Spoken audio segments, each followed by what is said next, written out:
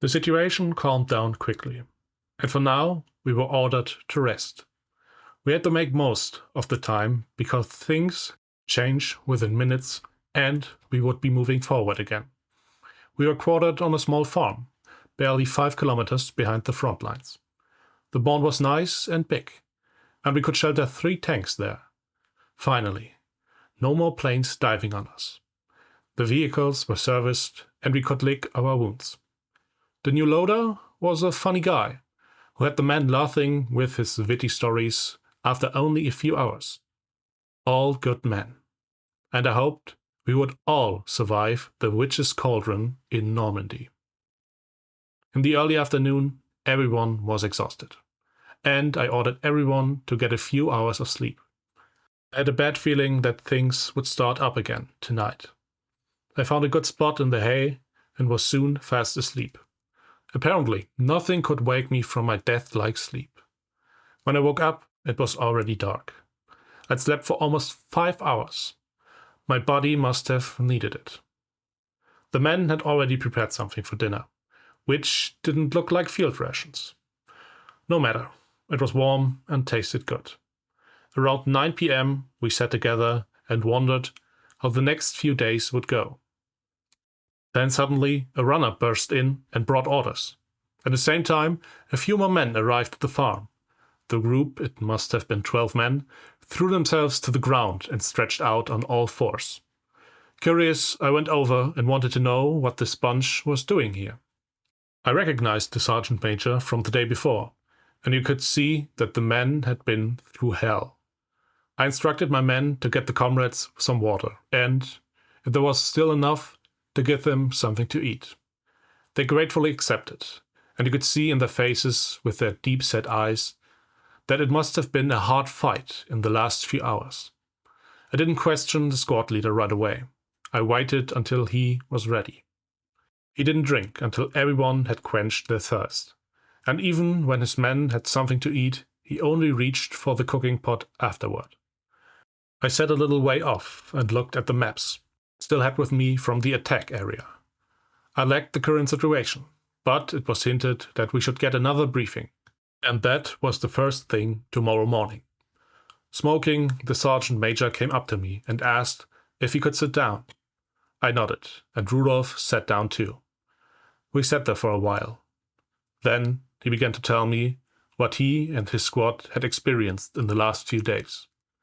Initially 20 men strong, his platoon had become weaker after each battle. 8 men killed or missing in 3 days. A high toll. That for 10 destroyed tanks.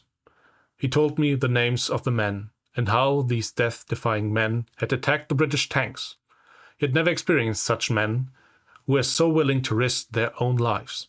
Even the British had never experienced such cold-bloodedness. Wherever the squad appeared, the Tommies were scared. With concentrated charges, mines, and the flamethrower, they had repelled the tips of the attack 3 times. When 2 English tanks were burning, the other would take off. Only the enemy infantry stayed close to the enemy until their own machine guns held the enemy soldiers back. Just a few bursts of fire and they were done. Then back quickly and into new positions.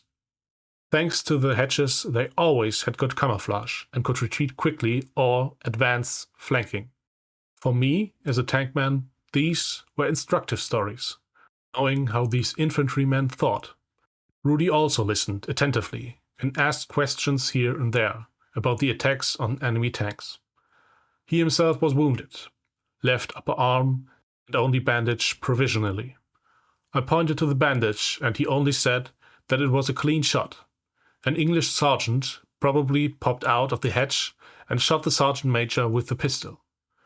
Rudolf now wanted to hear the whole story about the injury, and he agreed to tell it too. 2 Cromwells and a Churchill had been spotted. We attacked. The first one ran over a mine and stopped. The Churchill pushed past and was hit in the side by a Panzerfaust and immediately caught fire. The last tank's track came off after. We threw a concentrated charge under the hull. No one came out of the Churchill. They were all already dead from the hit. 2 men came out of the first Cromwell and raised their hands. We took them prisoner. They asked to be allowed to take their wounded comrades out of the tank. We agreed and told them to stay with the tank for the time being and not to try anything stupid. The last man was probably in a fighting mood. The hatch remained closed and the turret kept turning back and forth. But it couldn't fire forward because his comrades were there too. So I jumped onto the turret, started banging on the hatch properly. Then I yelled that they should surrender or we would blow the thing up. The turret stopped turning and the barrel was lowered. Then we could hear the hatch lock being released and slowly the turret hatch was opened. I kept my distance, you never know. Probably the commander stuck his head out and said that his men would get out. One by one, the tank soldiers crawled out. He was the last, but he dived back into the tank and wanted to close the hatch again. I assumed he wanted to go down with his ship, like a captain. I threw my ammo pouch forward and the lid wouldn't close anymore. Then the lid flew open again, and a pistol appeared, firing widely in all directions. That's when it hit me in the arm. Then the pistol was probably empty, and he disappeared into the turret again. I pulled 2 hand grenades and threw them into the turret. He had his chance. A dull thud, then another right away, and the lid flew open, smoking. After the smoke had cleared, I looked carefully into the turret. The commander was just torn to pieces of flesh. We grabbed the prisoners. We left the 2 Tommies with their wounded near the tanks. The 2 Cromwells were set on fire and we made our way back. Back at our own lines, we handed over the prisoners. There were still 12 of us. A major from the anti-tank unit listened to my report, made notes on his map, and then sent us here to get some rest. After he had finished his story, Rudolf then attended to his wound and removed the dirty bandage.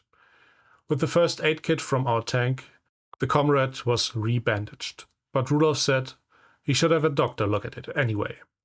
Meanwhile, his men had fallen asleep, and he seemed at the end of his strength too. I thanked him for his stories and left him alone. He then lay down with his comrades, and moments later he was already snoring. Rudolf and I talked about what he had heard.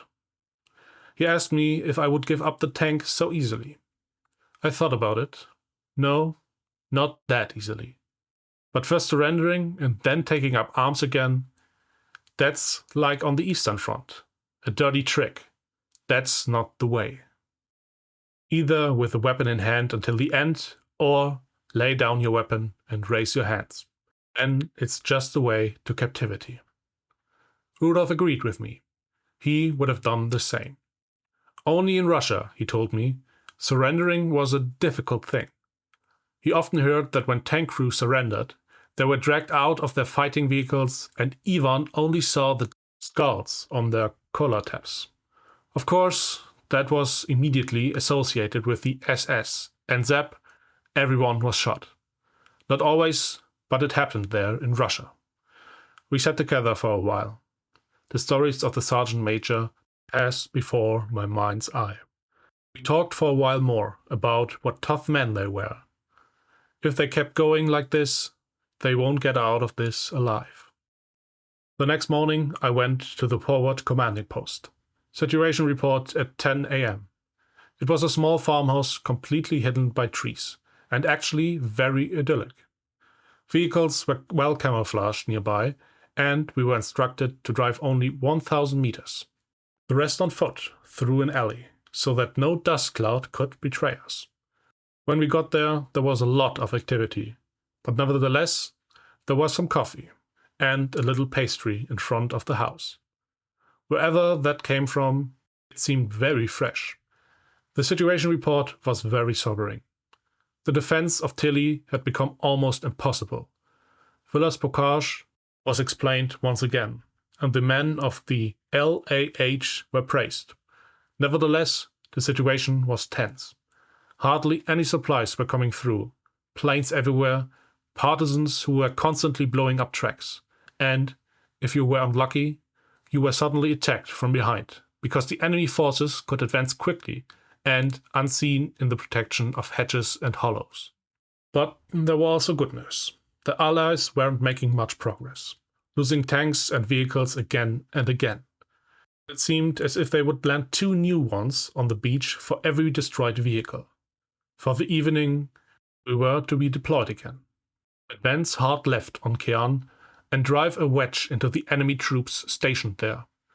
That was the first act to regain control of the area around Tilly.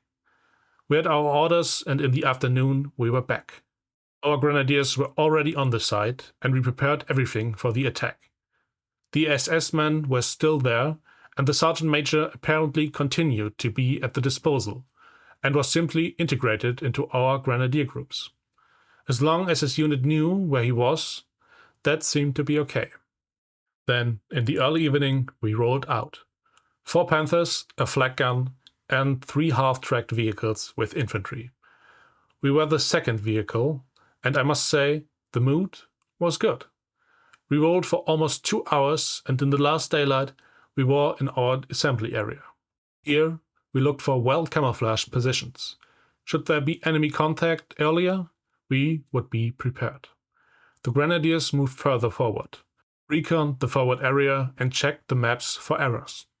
But everything seemed to be in order, because the leader of the grenadiers told me that everything they had seen there corresponded to the maps. Well then, the men should rest a little more. The start of the attack was scheduled for 5 a.m. I went to bed early, wanting to get up early again. But the English spoiled my plans.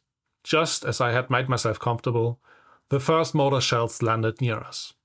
So it had already begun. Then I ran to my commander's seat. As I dropped onto my commander's seat, the engine was already roaring. With my foot, I hit something soft. Rudolf scolded me. He was already in the tank. Hadn't noticed him. "Come on, Tommy," he shouted to me. Then I put on my headphones.